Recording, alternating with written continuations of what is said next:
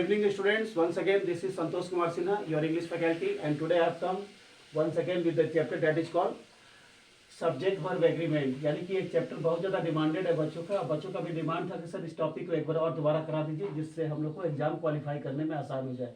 तो आज हम लोग फिर उसी क्वेश्चन को डिस्कस करेंगे, that is called subject verb agreement. और इससे इंडिया का किसी भी कंपटीशन में क्वेश्चन आता है। तो चलिए बिना इसको टाइम वेस्ट किए हम देखते हैं कि हम लोग का पहला क्वेश्चन आज का सब्जेक्ट वर्ब एग्रीमेंट से क्या बोलता है। So let's see question number 1। A body of volunteers have been A हो गया, organized to help the faculty B हो गया, in their attempt to raise fund C or D means no error. So there is an error at A part. A body of volunteers बोला है, इसलिए have been नहीं होकर के has been का प्रयोग करेंगे, क्योंकि यहाँ सब्जेक्ट सिमिलर है, बॉडी के बारे में बात किया जा रहा है। A body of volunteers has been organized to help the faculty in their attempt to raise funds. So the correct answer of question number 1 is A. There must not be have, there must be has. Now let's see question number 2. Is there further reasons? सीधा यहाँ पर ए part में error है, क्योंकि यहाँ पर जो is लगा है यहाँ पर रीजन्स नहीं होगा। और इज देयर फर्दर रीजन्स तो क्या हो जाएगा, आर हो जाएगा। आर देयर फर्दर रीजन्स, क्योंकि यहाँ पर सब्जेक्ट में एस लगा हुआ है, तो क्या हो जाएगा, are there further reasons you can give me regarding this matter. So the error is at A, there must not be is, there must be are. Now let's see question number 3। Bread and butter are the only food. A part में error है, जो भी noun pair में आता है जैसे bread and butter, fish and rice, तो वो हमेशा सिमिलर वर्ब को फॉलो करता है। So there must not be is, there must not be are, there must be is. ऐसे bread and butter is the only food of my daughter who is now in the 7th grade. So there is an error at A, there must not be are, there must be is, because the topic is a pair noun, bread and butter. जो noun pair में आता है उसके लिए हमेशा याद रखिएगा similar verb का प्रयोग किया जाता है। चलिए देखते हैं क्वेश्चन नंबर 4 क्या बोलता है। They belong to that privileged, a हो गया, प्रिविलेज ग्रुप हो गया a of people who enjoy. यहाँ पर बी पार्ट में एरर है, तो एंजॉय नहीं होकर के एंजॉयड हो जाएगा, ठीक है, क्योंकि यहाँ पर सब्जेक्ट क्या है, ग्रुप ऑफ पीपल, पीपल है, इसलिए यहाँ पर वर्ब V5 में होकर V1 का प्रयोग होगा। चलिए देखते हैं कि हम लोग का अगला क्वेश्चन सब्जेक्ट वर्ब एग्रीमेंट से क्या क्या बोलता है। चलिए देखते हैं कि हम लोग का अगला क्वेश्चन आज यानी कि सब्जेक्ट वर्ब एग्रीमेंट से क्या बोलता है। So question number 5। Most of us are not, a हो गया, aware that eating, B हो गया, some varieties of mushrooms result in death, C or D means no error. Once again let us read the question. Most of us are not, A हो गया, aware that eating, B हो गया, some varieties of mushrooms result in death, C or D means no error. So there is an answer at C. यहाँ पर क्या बोलता है, most of us are not aware that eating some varieties, यहाँ पर eating है तो result, यहाँ रिजल्ट नहीं होकर क्या हो जाएगा, रिजल्ट्स, क्योंकि सब्जेक्ट यहाँ पर थर्ड पर्सन सिंगुलर हो गया। मशरूम रिजल्ट्स इन डेथ, ऐसे हो जाएगा। Most of us are not aware that eating some varieties of mushroom results in death, यानी कि बहुतों को नहीं पता है कि कुछ वेराइटीज होता है मशरूम को जिसको खाने से डेथ हो जाता है, तो यहाँ पर रिजल्ट की जगह रिजल्ट्स हो जाएगा, क्योंकि सब्जेक्ट यहाँ पर ईटिंग है।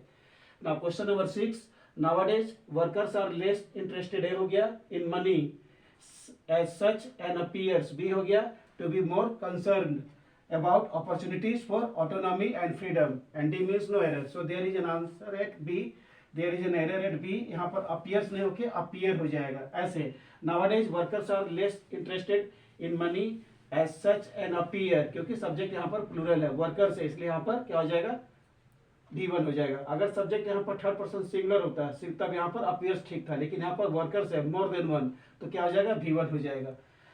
Question number 7। Neither your earnest, a हो गया, pleadings nor your profuse tears, b हो गया, has made me change my decision, c और डी मीन्स नो एरर। तो यहाँ पर हम लोग का सी पार्ट में एरर है, क्योंकि यहाँ दो टॉपिक्स है, neither your earnest pleading nor your profuse tears, tears है, तो यहाँ पर क्या हो जाएगा, हैज नहीं होकर के हैव हो जाएगा, क्योंकि सब्जेक्ट यहाँ हम लोग का दो हो गया।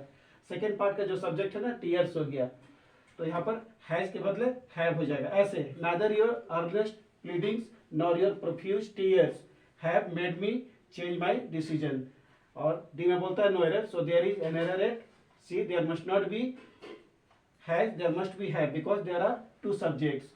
Now question number 8। A person who frequently changes his occupation is unlikely to be successful. So there is no error at all. The answer is absolutely correct. यानी कि इसका हिंदी बोलता है कि एक आदमी जो अक्सर अपना ऑक्यूपेशन को बदलता है, शायद वो लाइफ में सक्सेसफुल नहीं हो पाते हैं। A person who frequently changes his occupations is unlikely to be successful. तो हमारा इसमें आपका कोई भी एरर नहीं है, there is no error at all, the answer is absolutely correct. तो चलिए देखते हैं कि हम लोग अगला क्वेश्चन आज का क्या बोलते हैं।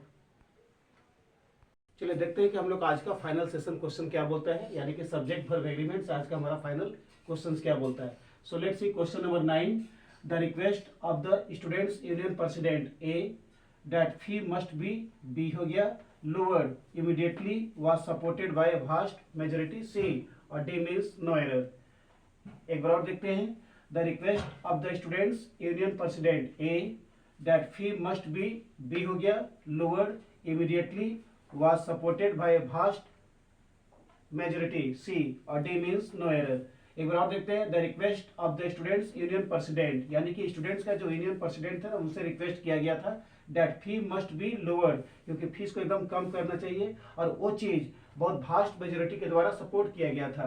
immediately was supported by a vast majority C और D means no error, so there is no error at all, the answer is absolutely correct।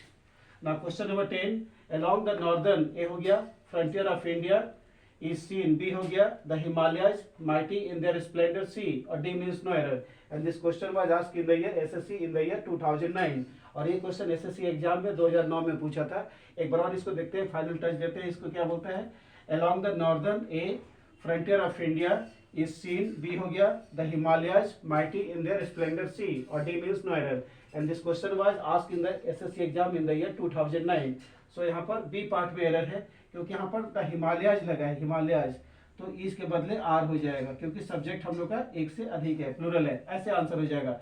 along the northern frontier of India are seen the Himalayas mighty in their splendor, यानी कि भारत के उत्तरी भाग में अगर आप जाते हैं तो आपको हिमालय दिखाई देगा, तो यहाँ इस के बदले आर हो जाएगा, इस सीन के बदले आर सीन हो जाएगा because the subject is plural Himalayas.